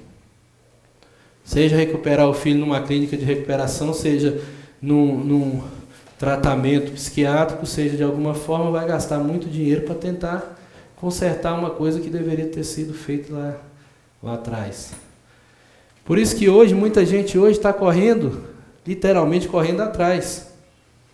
Enquanto alguns, e são raros, né, infelizmente, o diabo está conseguindo fazer um serviço bem feito na sociedade, enquanto alguns estão com aquela ideia de chegar e conquistar, outros ainda estão correndo atrás, ainda estão tentando vencer um monte de barreiras para começar a acreditar, para começar a fazer. Aí você pensa, irmão, nada disso é verdade. Nada dessa baboseira que a gente fica gastando o nosso tempo acreditando e se matando por causa disso é verdade. Não é verdade, mas você acredita nisso. Por isso que eu estava falando, tudo aquilo que a gente aprende passa pelo nosso sistema de crença. Então, se o seu sistema de crença diz para você, a sua vida inteira sendo xingado e amaldiçoado, diz para você que você não é capaz, você pode conquistar o mundo. Quando você estiver lá em cima do mundo, você vai falar, realmente eu não sou capaz. Realmente eu não vou conseguir. Você pode fazer coisas tremendas e olhar e as pessoas mostrarem para você uma porção de coisas que você realmente é bom e você vai entrar para o seu quarto e estar em crise. Falar, realmente, para mim não dá. Então é aquela coisa, se você realmente estabelecer um alicerce profundo em cima daquilo que foi ensinado, é hora da gente começar a arrancar isso e caminhar dentro de um padrão de Deus. Porque Deus está olhando para cada um de nós com essas crises ridículas que a gente tem todo dia e falando, nada disso é verdade. Ah, porque falaram que eu era isso, porque eu me xingaram, porque isso, porque aquilo, nada disso é verdade. Agora Deus está esperando a gente acreditar nele. Só que ainda é tão fácil assim.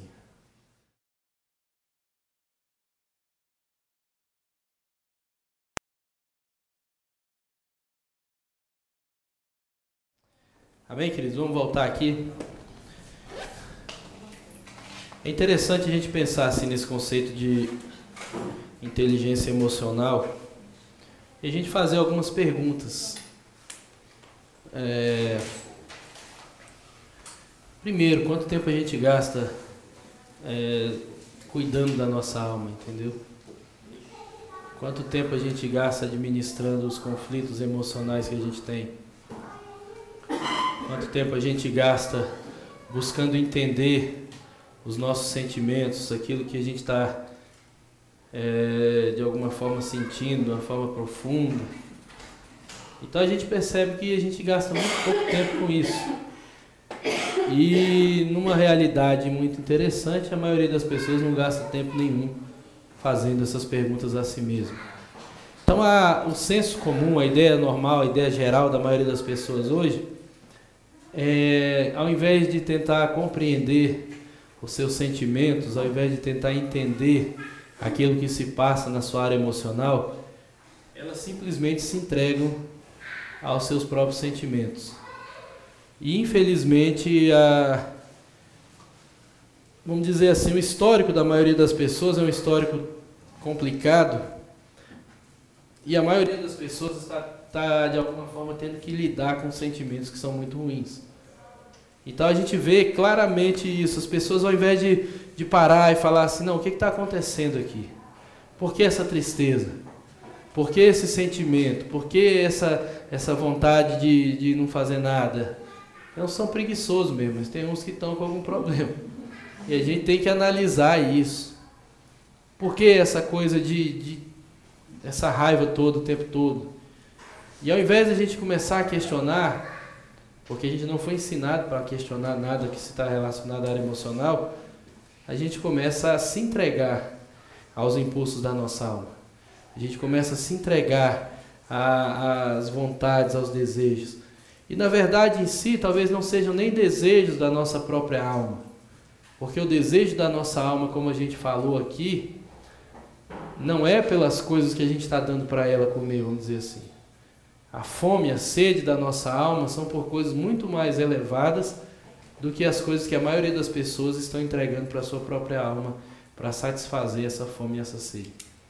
Então, a maioria das pessoas está pegando o lixo desse mundo, os prazeres dessa vida, e chega para a alma e fala, toma aqui, ó, come isso aqui, que isso vai matar a sua fome. E é igual o suspiro, irmão. Igual o algodão doce, pôs na boca, amassou no céu da boca, o negócio sumiu. É essa a relação da alma com os prazeres da vida.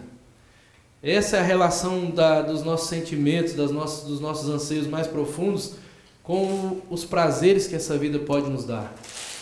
Aquela sensação extremamente rápida, limitada, e aquele vazio que parece que não vai passar nunca. E para a gente entender isso, a gente tem que voltar na origem. Para a gente voltar na origem, a gente tem que entender algumas coisas que estão no contexto de Deus. Isso aqui é interessante, a gente precisa voltar no Éden. Então, o primeiro ponto, como é que a gente vai entender o que está errado com o ser humano?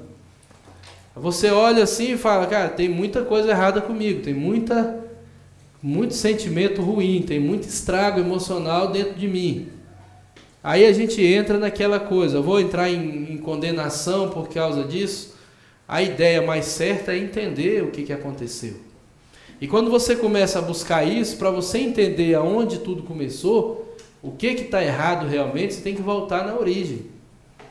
E a origem é muito interessante, porque quando você começa a pensar o que Deus estava pensando quando Ele projetou o ser humano, o que Deus plantou no coração humano, na alma humana, que existe hoje, independente do tempo que se passou, independente do pecado, independente da sociedade que a gente vive, que ainda está impregnado no nosso coração, e por causa disso a gente não tem como viver como se isso não existisse.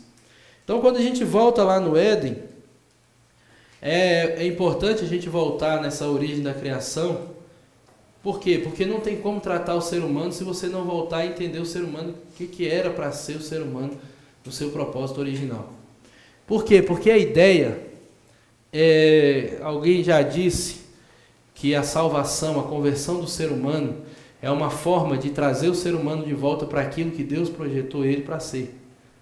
Jesus veio para mostrar ao ser humano como Deus era, e também como Deus é, e também veio para mostrar ao ser humano como Deus gostaria que o ser humano fosse. Então a parte mais profunda, mais tremenda da vinda de Jesus aqui, uma delas é essa questão da humanidade dele. Quando a gente começa a estudar a pessoa de Cristo, quando você começa a estudar na Bíblia a forma de Jesus lidar com todas as coisas, você começa a perceber que o propósito original de Deus estava relacionado àquilo ali. Quando Deus planejou o ser humano, Ele planejou um ser humano conforme Jesus foi como homem. Aí a gente olha aqui, tem o texto de Gênesis 1, 26 e 27 que diz: também disse Deus, façamos o homem à nossa imagem, conforme a nossa semelhança. Tenha ele domínio sobre os peixes do mar, sobre as aves dos céus, sobre os animais domésticos, sobre toda a terra e sobre todos os répteis que rastejam pela terra. Criou, pois, o homem, a sua imagem, a imagem de Deus o criou, homem e mulher os criou. Então, quando a gente vai e volta ali para o Éden, que a gente pensa, o que Deus estava pensando ali quando Ele criou o ser humano? Quando a gente estuda na teologia, existem são dois conceitos chamados atributos de Deus. Um deles é o atributo incomunicável e o outro são atributos comunicáveis. O que são os atributos incomunicáveis? São os atributos que Deus não pode transmitir. Ou seja, Deus não passou para o ser humano esses atributos. Então a gente poderia ver, né, qual o atributo que Deus não passou para o ser humano. O ser humano não é onisciente, não é onipotente, não é onipresente. Então são atributos de Deus que são incomunicáveis. Não tem como passar, mas Deus também tem atributos comunicáveis. E esses atributos comunicáveis, Ele, nesse contexto de imagem e semelhança, Ele plantou no coração do ser humano. Então existem vários atributos comunicáveis de Deus, como o amor, como a bondade, como a misericórdia, como vários outros que Deus plantou no coração do homem. A gente falando semana passada sobre essa questão da psicologia, de Freud e tudo, a gente viu que ele descobriu no coração humano, na alma humana, uma moral muito elevada. E ele chamou isso de superego. Então essa moral muito elevada, que seria aquilo que vai dizer para nós o que é certo e o que é errado, que vai limitar as nossas ações, que vai limitar as nossas escolhas, que vai dizer se a gente deve ou não fazer, ele chamou isso de superego, explicou lá do jeito dele. Mas a ideia é que quando Deus planta isso no coração, Ele também plantou como um atributo comunicável princípios morais. E esses princípios morais, eles estão relacionados à essência do ser humano. Então são várias coisas que na origem, quando Deus pensou o ser humano, Ele, no processo da criação, Ele lançou isso aí. Então isso independe de você aceitar Jesus ou não. Por exemplo, o certo e o errado, entre aspas, já vem do ser humano, então, desde a criação? Desde a criação e também assim no contexto de vários princípios. Claro que a gente está falando de princípios morais universais. Então existem coisas que não são princípios morais universais que vão ser, como pode dizer assim, serão relativos dependendo do lugar onde você for. Aquela velha história do casamento. Pode com uma, em outro lugar pode 4, em outro lugar não pode nenhuma, e vira aquele negócio. Então não são assim mesmo, que já está mudado culturalmente. Pode ser que algumas culturas mudem também esses conceitos profundos, desses conceitos morais universais. Pode ser que alguma cultura distorce isso. Vai encontrar algumas que distorcem também. Mas a questão maior é que dentro de um senso comum, estudando basicamente as civilizações, todas elas, você vai encontrar esses princípios morais universais em praticamente todas elas. Então são coisas que Deus plantou no coração do ser humano. Deus colocou no coração do ser humano. Tem uma, deixa eu pegar minha Bíblia aqui, a King James, isso aqui é top de ler, né? Eu gosto dessa versão aqui, Eclesiastes 3:11. E você vai perceber uma coisa aqui, esse texto, ele começa a explicar um pouco a origem do problema. Que diz assim, nessa versão King James, na outra também é parecida. Ele fez tudo apropriado ao seu tempo.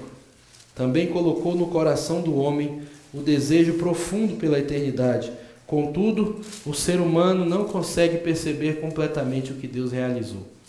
Então, em outras versões vai dizer, tudo fez Deus formoso no seu devido tempo e colocou a eternidade no coração do homem. Aqui é uma coisa que deixa uma ideia muito interessante. Por quê? Porque você vai perceber, nesse processo todo aí, você vai perceber que existe um anseio tremendo do ser humano pelas coisas relacionadas à eternidade. A alma humana, ela foi criada nesse contexto.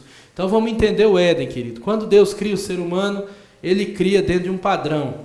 Nesse padrão Ele cria como? Cria espírito, alma e corpo.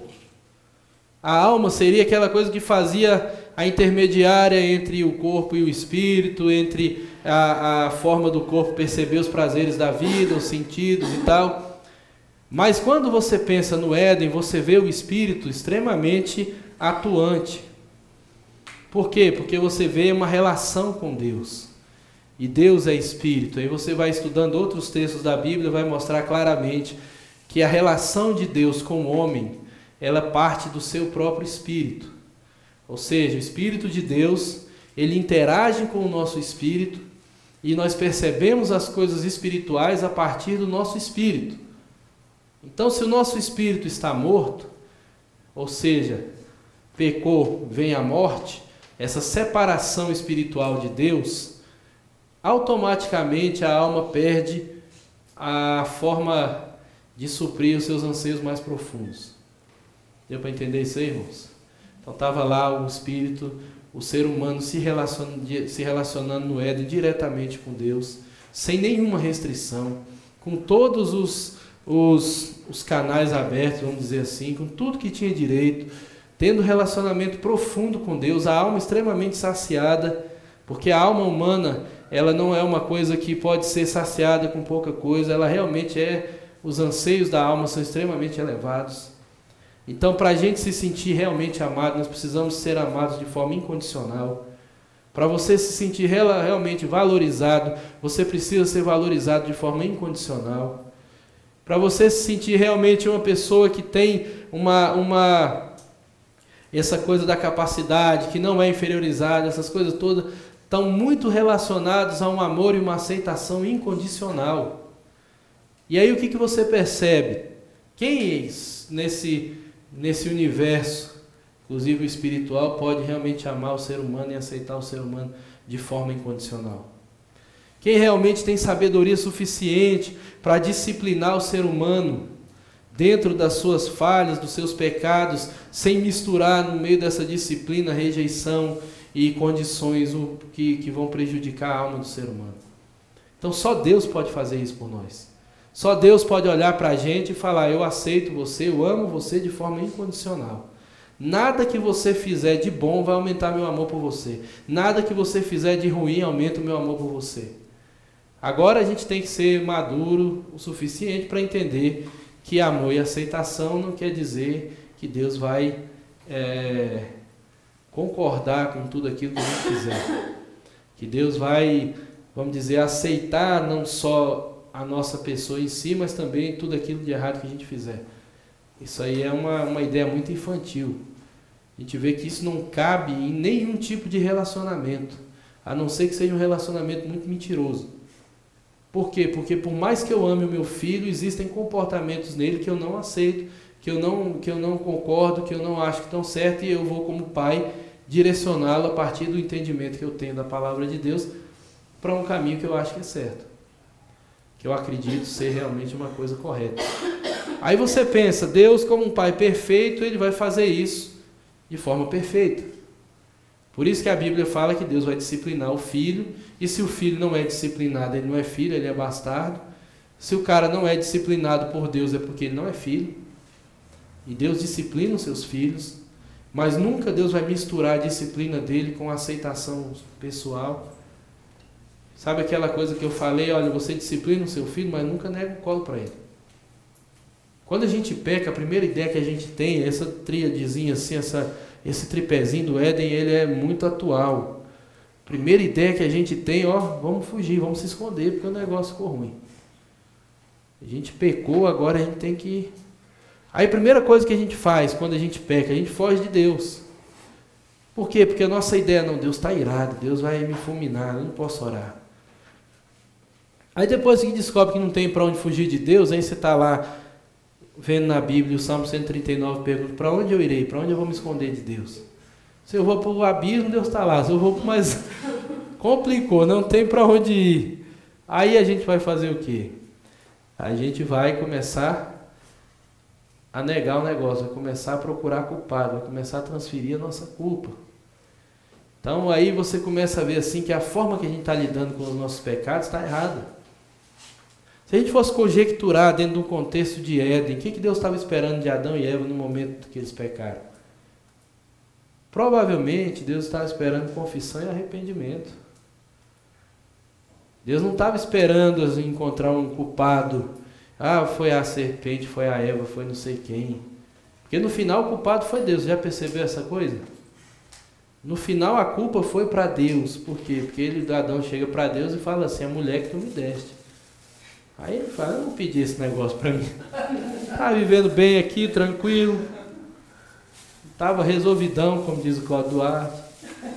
Eu não pedi mulher, você veio e me deu. Agora, consequentemente, ele está transferindo para Deus. A culpa é sua. Se não tivesse me dado essa mulher, não tinha dado esse problema.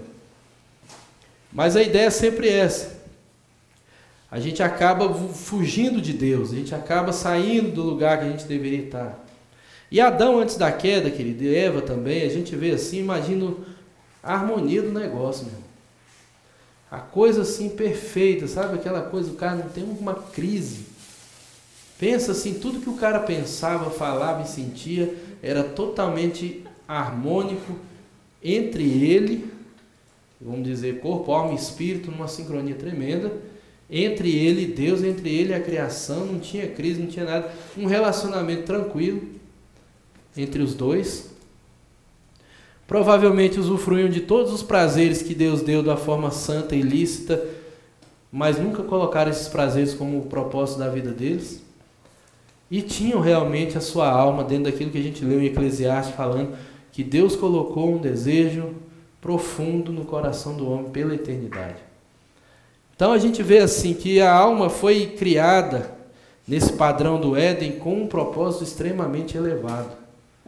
As necessidades que a gente tem na nossa alma são tremendas, as necessidades são tão elevadas que só Deus pode suprir. Olha só, isso é uma revelação tremenda, porque quando você entende isso, você para de ficar perturbando os outros para suprir a sua área emocional. Você para de ficar oprimindo pessoas, sugando no desespero tremendo, para encontrar aquilo que só Deus pode te dar. Aí vamos evoluir o problema, porque a coisa não parou nessa coisa linda do Éden. O Éden estava ali, tudo muito perfeito, tudo harmônico. Então, entendendo, Adão supria tudo aquilo que ele precisava em termos emocionais no seu relacionamento com Deus. Você já parou para pensar que a ideia da solidão do Éden não partiu de Adão? Você já parou para pensar que Adão, se Deus não tivesse inventado Eva, ele nunca saberia a diferença de ter ou não ter? Por quê? Porque o cara está tão suprido no relacionamento dele com Deus, que ele não tinha necessidade de mais nada. A ideia da solidão não foi porque Adão chegou para Deus e falou, pô Deus, aquela velha história das pregações de casamento. Ah, o leão com a leoa, o elefante com a elefoa, e não sei quem com não sei quem, e eu aqui sozinho. Então, essa ideia, ela ilustra de uma forma interessante, mas ela não parte de um conceito real. Por quê? Porque quando você vê, a própria Bíblia diz que fala assim, que Deus fala assim, olha, e viu Deus que não era bom que o homem estivesse só. Por quê? Porque não era bom que o homem estivesse só. Provavelmente não estava relacionado a questões emocionais. Poxa, o homem está com tanta crise, o cara está se sentindo tão sozinho, coitado. Fica andando de cabeça baixa, na viração do dia, eu tenho que ir lá consolar ele, coitado. O cara está numa crise tremenda. Deus, provavelmente, a situação do homem não fosse essa. Um dos motivos claros que não era bom que o homem estivesse só, é porque nunca poderia cumprir o propósito de Deus de multiplicar e encher a terra. Então não tem como fazer esse negócio sozinho. Então, um dos motivos, não estou dizendo que foi só esse, mas você pode ter certeza que não foi por causa de sentimento de solidão. Por causa daquela, ai meu Deus, eu preciso casar. Aquele sentimento generalizado nos dias de hoje, das mulheres, eu preciso de um marido. Irmão, você não precisa de marido. Marido não resolve o problema de ninguém, irmão. Realmente, se você Uma vez estava dando um curso para jovens, falando de namoro, de casamento, e me perguntaram, depois que eu coloquei toda a situação que meio que desqualifica a gente para começar um novo relacionamento, uma irmã, em um momento de desespero emocional, ela falou, então quando que a gente está pronto para se relacionar, para ter um namorado?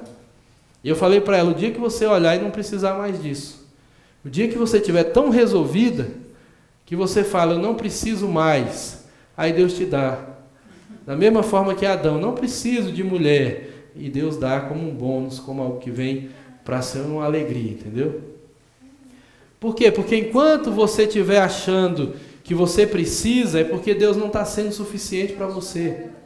Enquanto Deus não é suficiente para resolver os problemas da sua alma, meu irmão, você pode sugar de canudo todo mundo que passar na sua história, você só vai ter problema. Então você via assim, o relacionamento de Adão e Eva não era um relacionamento de cobrança, de crise. Você não faz isso, você não me dá atenção, você não fica comigo. E Adão, não tinha TPM também. Não tinha TPM, não tinha nada. Tranquilo, não tinha nem dor para ter parto, imagine outras coisas. Então, quando você começa a olhar nesse contexto, a coisa era extremamente tranquila. O problema vem depois, querido. O problema veio não foi só por causa do pecado em si, mas foi pela consequência do pecado em si. Consequência do pecado no contexto da morte. E quando Deus fala, se vocês comerem isso aí, vocês vão morrer. Deus não estava falando só dessa coisa da morte física, todo mundo já ouviu falar disso. Deus estava falando de uma morte espiritual, de uma separação espiritual dele com o homem. Querido, a gente nunca vai saber na nossa vida, nem quando a gente estiver no céu, ou onde a gente for morar, na Nova Jerusalém, o que Adão e Eva viveram naqueles dias. A gente não tem condições de saber a dimensão, a profundidade do que era aquilo que eles viveram naqueles dias. A gente nunca mais vai viver isso. O ser humano nunca mais vai ter aquela experiência. Porque por mais que seja a ideia que as pessoas falam, a salvação é levar o homem de volta ao Éden. Certo, pode até ser, mas a ideia é que é o seguinte, do jeito que foi, nunca mais vai ser. Do jeito que Adão e Eva experimentaram, ninguém mais vai experimentar. A gente vem de um outro processo. Esse processo agora dessa vida, esse processo de busca, de salvação, quando a gente estiver lá no céu, a gente vai saber um monte de coisa, mas igualzinho foi, nunca mais vai ser. Eles foram os únicos que viveram daquela forma. A santidade, a inocência, aquele tempo de plenitude total, a gente vai viver essa outra parte, mas eu estou falando, igualzinho eles, não tem mais jeito. Então a gente não tem como dimensionar o que é isso, querido. Porque a gente não tem como ter parâmetros para entender o que é pensar 100% algo santo. Nós não temos parâmetros para entender dentro de nós o que é sentir 100% tranquilo, saudável e sentimentos que estão harmonizados com o nosso espírito, com a vontade de Deus. A gente não sabe o que é isso. E por mais que a gente tenha relacionamento com Deus, por mais que a gente entenda, a nossa alma ela foi deformada, ela está estragada, entendeu? Então a gente começa a perceber aonde começou o problema. Em Jeremias 2,13, se é que você tem a Bíblia aí, se estiver aí.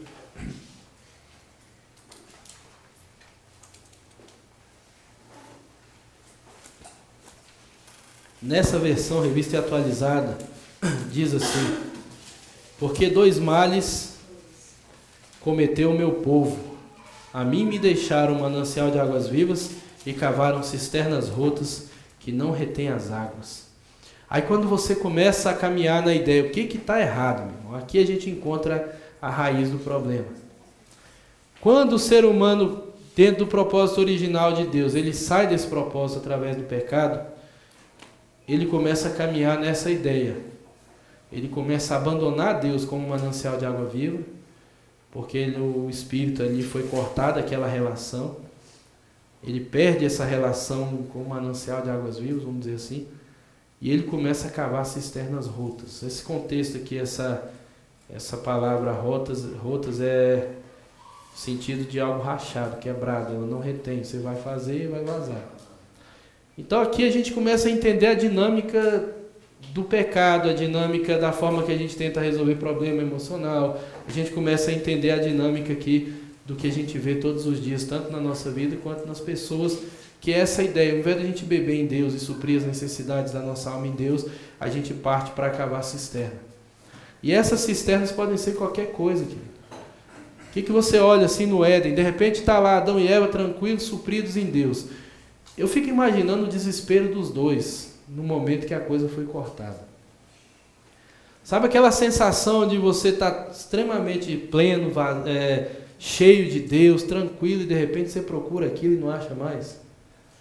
Eu imagino aquela história de Davi, quando Davi está ali orando a Deus e fala: Senhor, restitui-me a alegria da tua salvação. É aquele momento que o cara tem uma coisa de Deus muito forte nele, quando ele procura já não tem mais. E eu imagino o desespero de Adão e Eva de olhar e falar: eita, minha alma está com fome, eu não sei o que dá para ela comer. Minha alma tem sede tremenda e eu não posso mais me relacionar com Deus, porque Deus é santo, eu sou pecador, e não tem como mais ser o que era. E aí ele olha um para o outro e deve pensar: vem cá, você vai suprir. Me ama assim de forma incondicional. E Eva olhava: mas como é que faz isso? Aí a mulher se lança no homem: vem aqui, agora me supre, meu irmão. Eu tenho que sentir amado igual era antes. E não tinha mais jeito. Aí a ideia, querido, vamos fazer sexo. Imagina, né? Vai, faz todo o sexo do mundo e o negócio não resolve. Vamos comer as frutas do jardim, tudo, que não tem mais no jardim. Vamos plantar e comer. Ou seja, vamos pegar os prazeres dessa vida agora e vamos tentar resolver os problemas, porque a gente não tem mais um manancial de águas vivas ali preenchendo a gente. Aí você imagina o desespero, a cobrança que começou esse relacionamento. Um esperando do outro que o outro não podia dar. Um querendo arrancar do outro que o outro não tinha. Aí vira essa novela toda aí. E a gente vê que a natureza do ser humano começa a se corromper de uma forma tão profunda que nos primeiros capítulos de Gênesis a gente já vê a profundidade da maldade do ser humano, aonde pode ir, através da história de Caim e Abel. Os motivos, o coração humano, aquela coisa horrível. E aí você começa a ver assim que o estrago foi muito grande. Que o estrago foi profundo, foi violento. Quando você olha aquilo e fala assim: os dois não têm mais. Já não são mais supridos de forma plena por Deus. Já não tem mais o momento de relacionamento na viração do dia. Eles têm um ao outro agora. Deus de alguma forma ali ainda tal, tentando resolver o problema de algum jeito, mas não era mais do mesmo jeito. E hoje a gente vive um resultado piorado 1 milhão de vezes disso nos dias que a gente vive hoje. Por isso que é extremamente complicado a gente olhar para o ser humano e tentar tirar Deus de cena. Porque enquanto a gente está nessa, a gente não vai encontrar o que a gente realmente precisa. Aí a gente começa a perceber que a gente cria as nossas fugas. E as nossas fugas estão muito relacionadas aos prazeres dessa vida. Então, quando eu não me sinto amado, quando eu não me sinto aceito, a minha alma sente dor. A minha alma se sente mal. E a gente foi criado no propósito original para não sentir dor. Para não morrer, vamos dizer assim. Essas coisas incomodam. Então, a primeira coisa que a gente faz é criar um método tremendo de fuga para a gente aliviar as nossas dores. Aí a gente percebe claramente que a gente vai correndo atrás disso aí e isso não resolve os nossos problemas. Então, uma coisa que a gente tem que pensar nesse contexto da nossa alma. A nossa alma foi criada em um padrão muito elevado. E não tem nada nessa vida que possa realmente suprir os anseios da nossa alma. Pessoas não podem suprir os anseios da nossa alma. Relacionamentos um com o outro, eles são muito bons, mas eles têm que vir como bônus. A partir do momento que eu acredito que alguém vai suprir, aí eu começo a idolatrar. Eu começo a esperar algo que só Deus pode me dar de pessoas. E nisso a gente vai vendo assim o desenrolar da história, querido, é uma coisa tremenda. O que virou a história do ser humano, a história dos relacionamentos que a gente tem por causa desses anseios. Você começa a perceber que o ser humano hoje, a gente vai falar disso lá na frente, sobre a questão da dependência emocional. O ser humano ele começa a se tornar tendencioso a ser dependente emocional de outros. A gente começa a perceber que a nossa vida, vai falar disso também lá na frente, a gente começa a perceber que a gente não tem o que a gente quer, mas tem um jeito de comprar. Tem um jeito de manipular, e a gente vai falar sobre manipulação. A gente tem um jeito de eu manipular a coisa que eu começo a ter, o que eu preciso. E aí a gente vê que as pessoas estão extremamente tendenciosas a ser manipuladoras, a ser pessoas que maquinam, elas não se relacionam só para se relacionar, elas vão manipular, eu preciso ser amado, então eu vou mostrar o meu Facebook bonito, vou mostrar a minha parte bonita, e ali a pessoa vai me admirar, eu preciso de aplauso, eu preciso de afirmação. A gente vai falar sobre 7 necessidades que nós temos, são necessidades básicas que o ser humano tem. Quando a gente cresce assim, a gente se dá mal. E a parte mais legal para a gente estar encerrando aqui, para não virar vigília, é quando você olha, a ideia mais interessante, é quando você olha tudo o que você precisava, padrões elevadíssimos, e você olha para o pinguim que você recebeu, aí que é legal. Aí que você começa a dimensionar o estrago. Aí que você começa a enxergar a coisa dentro de uma situação que você vê que o estrago foi grande. E aí a gente tem que ter realmente muita tranquilidade para saber que isso não é exclusividade minha ou sua, é exclusividade do ser humano. Porque quando a gente olha, a gente vai falar disso também, quando a gente olha nesse contexto dos anseios que a gente tem, que a gente precisa ser suprido, a gente vai ver assim que Deus ele criou um dos propósitos da família, é amenizar esse estrago. É você ter um pai e uma mãe. Você vê que Deus é tão bom que não jogou essa responsabilidade nas costas só de um. Pai e uma mãe que deveriam te amar, cuidar, te aceitar, te afirmar, e a gente vai falar disso, em todos os aspectos, para que você fosse suprido no máximo possível, embora não fosse tudo o que você precisa. Por isso que uma das coisas que a gente precisa tremendamente ser ensinado na infância é sobre Deus. Por quê? Porque se você passar para o seu filho que você é o que vai resolver, o super-homem, a super-mãe, o que vai fazer tudo, você vai frustrar o seu filho. Porque vai chegar uma hora que ele vai ver as suas limitações, vai chegar uma hora que ele vai perceber que você não pode. E nessa hora nós temos que apresentar alguém realmente que pode, que é um Deus todo-poderoso, que ama de forma incondicional, que perdoa. A criança precisa disso. Esse é o 7º ponto, a 7ª necessidade, vamos dizer assim. Ensinar sobre Deus, para que nos momentos mais profundos essa criança aprenda que ainda que o meu pai e a minha mãe não possam, eu posso recorrer a um Deus que é Pai e que pode. Quando tudo isso é roubado, meu irmão, aí você olha, a ideia é essa. O que eu preciso? O que eu espero das pessoas? E aí você pega e faz uma matemática simples. O que você espera, o que você precisa e o que você realmente recebeu. Quando você cruzar esses dados, você vai ver que você tem um recipiente emocional que provavelmente ele não foi suprido nem 10% daquilo que precisava dentro de um padrão humano. Vou nem colocar dentro daquele padrão elevado do Éden, não, dentro de um padrão natural humano. Muitas vezes a gente não foi suprido nem 10, 15% daquilo que a gente precisava. Aí você começa a entender por que tanta crise, irmão. Aí você começa a entender por que tanta inferioridade, tanto tempo gasto se achando o pior ser humano da face da terra. Tanto tempo gasto, ao invés de estar conquistando, buscando, empreendendo e fazendo, tanto tempo gasto em crises. Amém? Tremendo, né, irmãos? Eu acho assim que quando a gente começa a entender essa dimensão, a gente vai trabalhar sempre com essa ideia, querido. Nosso foco é encontrar tudo que a gente precisa em Deus. Talvez a gente vai chover no molhado, talvez você pense assim, não, quando chegar no final do curso eu vou descobrir a roda. Eu acho tremendo. Se você quiser começar a ter umas crises boas, comece a ler livro do Larry Crabb. Larry Crabb é um cara muito legal, cara. Quando você pensa, agora ele vai dar o pulo do gato, o livro acaba. Agora ele vai te dar a solução, vai ser assim, resolver o problema. Aí ele termina e fala assim que não tem jeito, só quando a gente for possível.